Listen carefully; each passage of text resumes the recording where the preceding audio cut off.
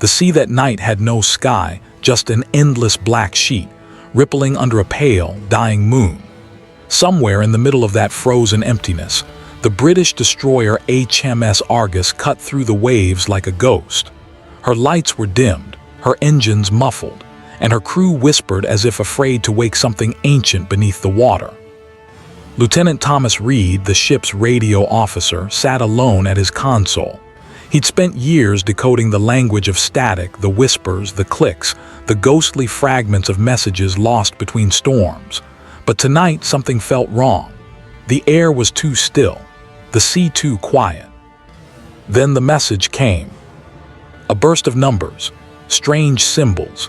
None matched any cipher they knew. But at the bottom of the transmission was a short, broken line written in plain English, as if scratched out by someone in a hurry or dying. Before we begin recounting the events of the following war, if you're someone who enjoys history and the stories of soldiers and battles that changed the world, make sure to subscribe to the channel so you don't miss any of the events we cover here. And share your thoughts in the comments. Have you ever served in the military, or do you wish you could experience what it's like to serve?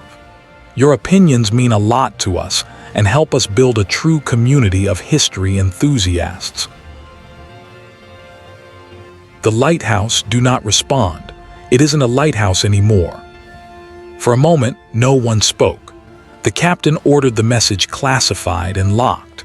The coordinates pointed to an abandoned island north of the Norwegian coast, a barren rock with one old lighthouse used as a signal relay during the war. A simple investigation, they said.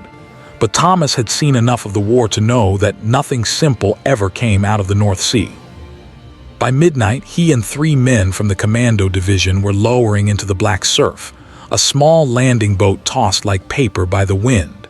The sky roared. The waves clawed at their hull. When they finally reached the shore, the beach looked deserted, but not untouched. Footprints recent and not British. They moved in silence, weapons ready. The lighthouse stood above them like a broken fang, its beacon long dead, its walls streaked with salt and rust. Thomas pushed open the heavy wooden door. It groaned in protest. Inside, the air was thick with oil and the faint smell of smoke. Dust clung to every surface, yet a lamp still burned faintly in the corner. There, sitting beside it, was a woman. She looked to be in her 40s, her hair silver at the edges, her coat torn but clean. She didn't seem surprised to see them. "I wondered how long it would take," she said softly. "You shouldn't have come." Thomas steadied his rifle. "We received a transmission from the station. Was it you?" The woman hesitated. "The signal comes from below, from the tunnels beneath the lighthouse. They built something down there years ago. They said it was just a relay, but it's not." Her voice trembled just once. "It listens." They followed her down the spiral staircase, their boots echoing like drums of war. The air grew colder, wetter. The deeper they went, the more Thomas felt the weight of the sea pressing in. When they reached the bottom, the light of their lanterns revealed something that didn't belong to any normal military installation. Banks of strange machinery, copper coils, glass tubes, tanks filled with dark fluid. A massive transmitter wired into the rock itself, and beside it notebooks, hundreds of them. Thomas flipped one open. The handwriting shifted between English and German, frantic notes about frequencies, storms, and synchronized events. One phrase kept repeating. 3 pulses on Channel B when the storm peaks. Whatever it meant, it wasn't standard communication. It was a trigger. Before he could read further, a low hum filled the air. One of the glass tubes began to glow, faintly blue, pulsing like a heartbeat. The woman turned pale. "It's starting again," she whispered. Thomas drew his pistol. "Who's running this?" The woman didn't answer.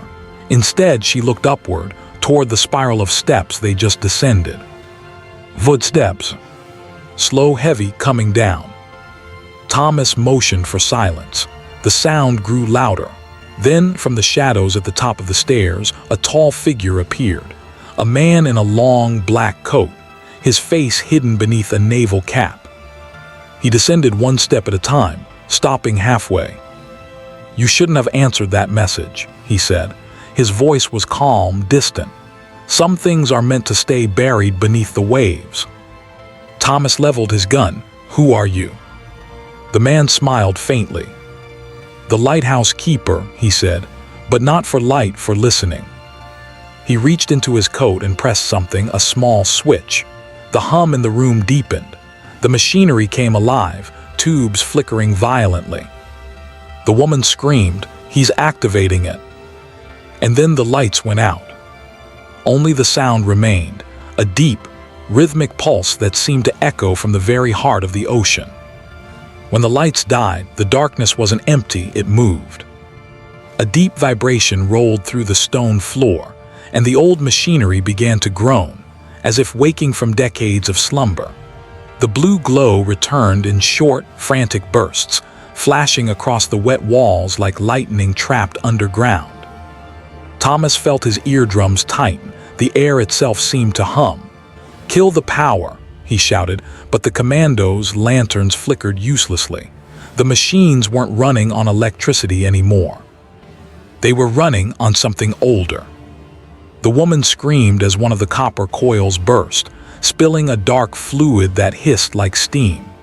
Thomas dragged her behind a generator, and through the noise, he could hear it, faint but distinct, a voice. It wasn't coming from the man in the black coat. It was coming from the transmitter.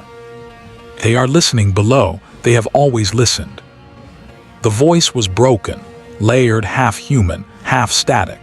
It repeated the phrase again and again, distorted, echoing from the tubes as though the ocean itself was whispering through the wires. The man on the stairs stepped closer, his shadow stretching across the floor. "You hear it, don't you?"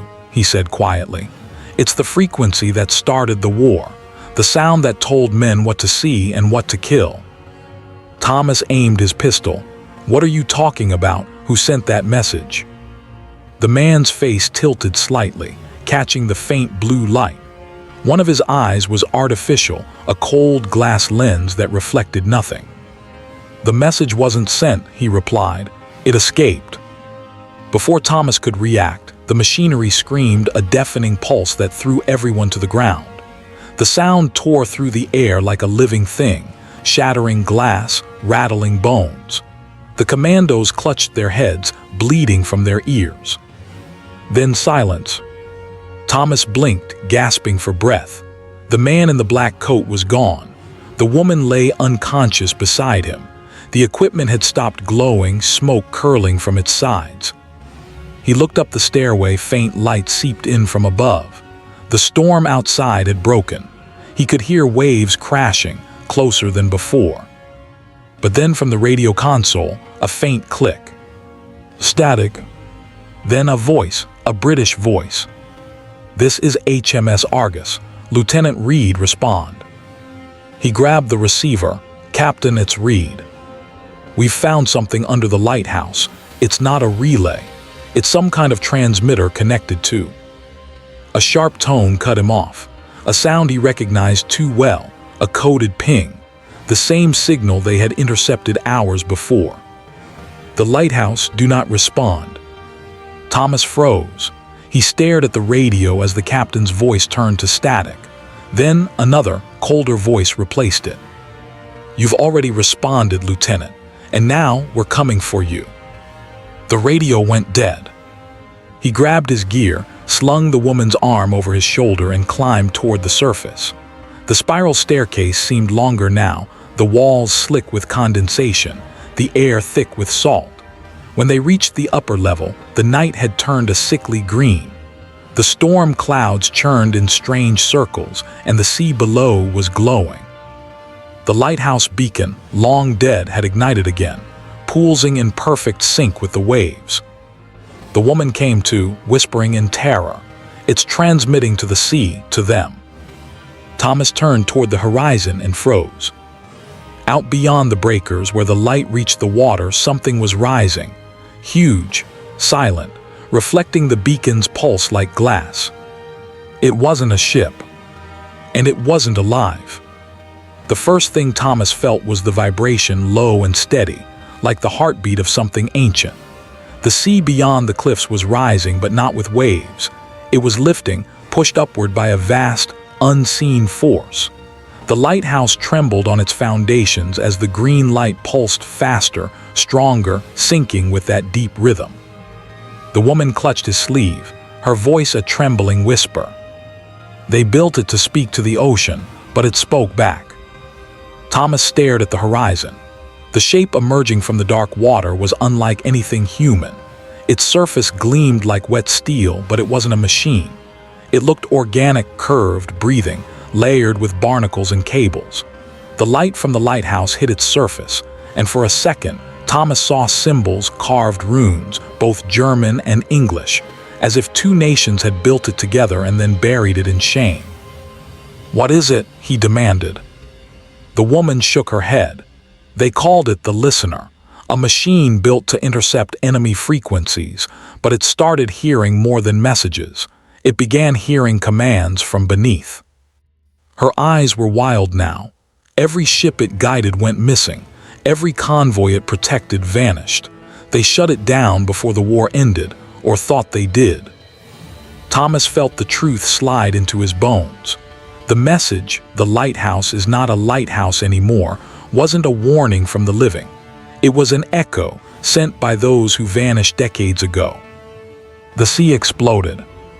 A geyser of light and water shot upward as the Listener breached the surface, its hull tearing open like a wound. From within, a column of sound erupted, not a voice, but millions of voices whispering, overlapping, begging. Thomas dropped to his knees, clutching his head as words clawed into his mind. "Help us! Stop it! Don't let it listen again!" The woman screamed and ran toward the beacon control, smashing at the levers. Sparks flew.